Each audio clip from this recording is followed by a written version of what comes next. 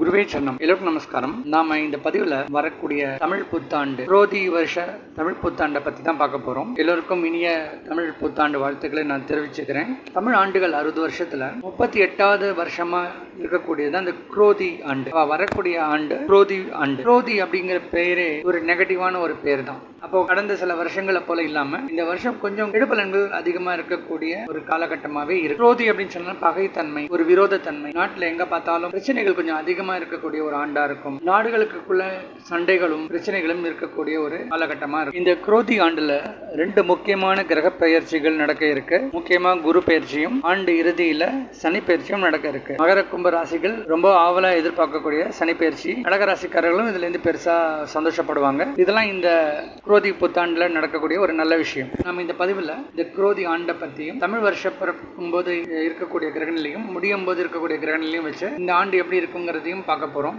அதே போல ஒவ்வொரு ராசிக்கும் எப்படிப்பட்ட பலன் இருக்கும் இந்த ஆண்டு அப்படிங்கறத நம்ம பார்க்க போறோம். நீங்க இந்த வீடியோ ஸ்கிப் பண்ணாம முழுசா பாருங்க. அப்பதான் உங்களுக்கு நான் சொல்லக்கூடிய பலன்கள்லாம் கொஞ்சம் தெளிவா புரியும். அதே போல நீங்க இந்த சேனலுக்கு புதிய மெம்பர் அப்படின்னா சப்ஸ்கிரைப் பண்ணிக்கோங்க. அப்பதான் நான் வெளியிடக்கூடிய பதிவுகள் உங்களுக்கு உடனுக்குடன் வரும்.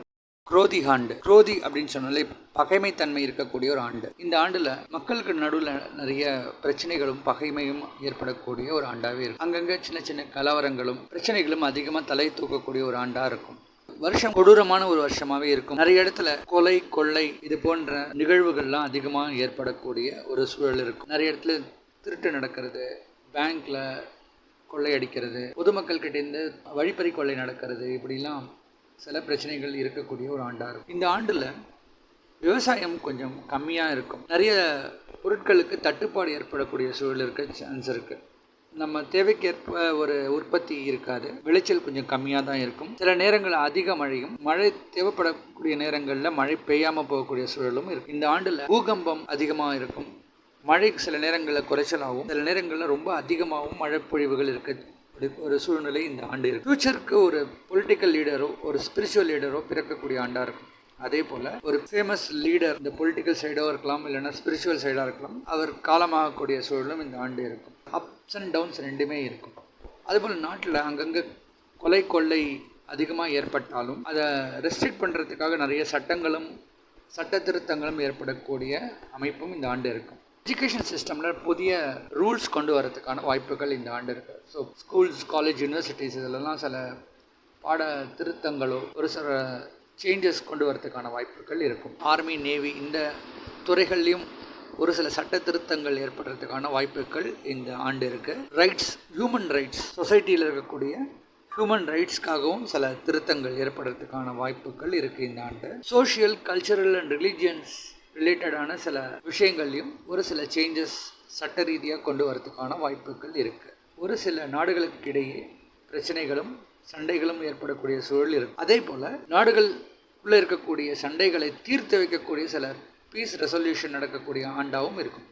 ஸோ ஒரு பக்கம் சண்டைக்கான ஒரு அஸ்திவாரமும் இருக்கும். ஒரு சில முக்கிய சண்டைகளுக்கு ஒரு முடிவு கட்டக்கூடிய ஒரு அமைப்பாகவும் இந்த ஆண்டு இருக்க சான்ஸ் இருக்கு. இந்த ஆண்டுல செவ்வாய் தான் ராஜாவா இருப்பாரு, சனி தான் இந்த ஆண்டுக்கு சேனாதிபதியா இருப்பாரு. அதனால இந்த செவ்வாய் சனி சேர்க்கை அப்படின்னாலே 2 எக்ஸ்ட்ரீம். ஒன்று ரொம்ப ஸ்லோவாகவும் சில விஷயம் நடக்கும், வேகமாகவும் சில விஷயங்கள் நடக்கும். இது அந்த அடிப்படையில் தான் நாட்டில் சில பிரச்சனைகளும் இருக்கும். அந்த பிரச்சனைக்குள்ள தீர்வும் இந்த ஆண்டு கிடைக்கிறதுக்கான ஒரு சூழல் இருக்கும். அப்போது இந்த ஆண்டை பொறுத்த வரைக்கும் பொதுவாக பார்க்கும்போது அந்த அளவுக்கு ஒரு ஹாப்பியான ஒரு டைம்னு சொல்ல முடியாது. கொஞ்சம் பிரச்சனைகள் உள்ள ஒரு ஆண்டுன்னு தான் சொல்லணும். இப்போ இந்த ஆண்டு துவங்கும் போது இருக்கக்கூடிய கிரக நிலையை பார்க்கலாம். ஏப்ரல் மாதம் 14ஆம் தேதி 2024 அன்னைக்கு திருவாதிரை நட்சத்திரத்தில் இந்த குரோதி ஆண்டு தொடங்குறது. அதே போல் அடுத்த வருஷம் 2025 ஏப்ரல் மாதம் 14ஆம் தேதியோட இந்த குரோதி ஆண்டு முடியும் போது சுவாதி நட்சத்திரத்தோட முடிகிறது. அப்போ இந்த ஆண்டு தொடங்கும் போதும் ராகுவோடைய திருவாதிரை நட்சத்திரம், முடியும் போது ராகுவோடைய சுவாதி நட்சத்திரம். இந்த ஆண்டு முழுவதும் பார்த்தோம்னா ராகுவோடைய பிடிக்குள்ள இருக்கிற போல தான் தெரியுது. ராகு அப்படின்னு சொன்னாலே சூதாட்டம், கேம்பிளிங், தவறான முறைகளில் பணம் சம்பாதிக்கக்கூடிய சூழல், பிரச்சனைகள், விரோதத்தன்மை, அதர்மம் தலை தூக்கி இருக்கக்கூடிய சூழல், இப்படி பல விஷயங்கள் இந்த ஆண்டு நடக்கிறதுக்கான தர்ம சங்கடம் ஏற்படும் அப்படின்னு சொல்லலாம். இப்போ இந்த ஆண்டு தொடங்கும் போது இருக்கக்கூடிய கிரகநிலை பார்க்கும்போது கும்பத்தில் சனி செவ்வாய் சேர்க்கையோடையே தான் ஆரம்பிக்குது. நம்ம ஏற்கனவே பார்த்துருக்கோம். இங்கே செவ்வாய் ராஜாவும் சனி மந்திரியாகவும் இருந்து இந்த ஆண்டுக்கு 2 பேருமே சேர்ந்து ஒரு முதல் நாளே ஒன்றாவே இருக்காங்க. அதுவும் கும்பத்தில் சனியோட வீட்டில் செவ்வாய் இருக்கார். அப்போ அடிக்கடி விபத்துக்கள், தீயால விபத்துக்கள், ஆக்சிடென்ட்ஸ், எர்த்குவேக், நிலம் சம்பந்தப்பட்ட நிறைய பிரச்சனைகள் இதெல்லாம் கண்டிப்பாக இதன் அடிப்படையில் ஏற்படுறதுக்கான ஒரு சூழல் அதிகமாகவே இந்த ஆண்டு இருக்கும். மீனத்தில் பார்க்கும்போது சுக்கிரன், ராகு, புதன் சேர்க்கை இந்த ஆண்டு துவங்கும் போது ஓரளவுக்கு சிறப்பாகவே இருக்குன்னு சொல்லலாம். இப்போ வெளிநாடு தொடர்பு உள்ள இல்லை வர்த்தகம்லாம் நல்ல யோகத்தை கொடுக்க சான்ஸ் இருக்கு. புதன் நீச்சம் பங்கம் அடைகிறதால பிரச்சனைகளை தாண்டி ஒரு நன்மை ஏற்படக்கூடிய சூழலும் இந்த ஆண்டு இருக்க சான்ஸ் இருக்கு. மேஷத்துல சூரியன் உச்சம் பெற்று கூட குரு இந்த ஆண்டு தொடங்கும் போது மிதுன ராசியும் கன்னியில கேதுவும் இருக்கக்கூடிய அமைப்பா இந்த ஆண்டு துவங்கும் போது இருக்கு. அதே போல இந்த குரோதி ஆண்டு முடியும் போது 2025 மீனத்துல நல்ல கிரக சேர்க்கை. அங்க புதன், சுக்கிரன், சனி, ராகு. நாம எதிர்பார்த்த போல சனி பயிற்சி நடந்து சனி கும்பத்திலிருந்து மீனத்துக்கும் போயிடுறாரு. மேஷத்துல சூரியன், குரு பயிற்சியாகி ரிஷபத்திலையும், இந்த காலகட்டத்துல செவ்வாய் நீச்சம் அடைஞ்சும், கடகத்துல அவர் நீச்சம் அடைஞ்சு, கன்னியில கேதுவும், துலாம்ங்கிற இடத்துல சந்திரனும் அமையப்பெற்று இப்படிப்பட்ட ஒரு சூழல் இந்த ஆண்டு இறுதியில இருக்கு. இப்போ மறுபடியும் பார்க்கும்போது இந்த ஆண்டு இறுதியில இந்த செவ்வாய் நீச்சம் அடைகிறதாலே ஒரு சில பிரச்சனைகள், நிலம் சம்பந்தப்பட்ட பிரச்சனைகள், அந்த பிரச்சனைக்கு உண்டான தீர்வுகளும் ஏற்படக்கூடிய சூழல் அப்படின்னு சொல்லலாம். ஏன்னா என்னதான் ராகுவோடைய பிடியில இந்த ஆண்டு இருந்துன்னு சொன்னா கூட ராகு குருவுடைய வீட்டில் தான் இந்த ஆண்டு முழுவதும் இருக்கிறதால பிரச்சனைகள் ஏற்பட்டாலும் அது பெரிய அளவுக்கு போகாது. அதுக்கு உண்டான சொல்யூஷனும் கிடைக்கும். எல்லா ப்ராப்ளம்ஸும் கட்டுக்குள்ளே இருக்கக்கூடிய ஒரு சூழல் இருக்கு. அதனால ரொம்ப பயப்படணும்னு அவசியம் கிடையாது. நாம நேர்மையாகவும் நல்ல வழியில் நடந்துக்கிட்டோம் அப்படின்னா இந்த ஆண்டில் பெரிய பிரச்சனைகள் நம்ம சந்திக்க மாட்டோம். இப்போ இந்த குரோதி ஆண்டில் ஒவ்வொரு ராசிக்கும் எப்படிப்பட்ட பலன் இருக்குங்கிறத நாம பார்க்க போகிறோம்.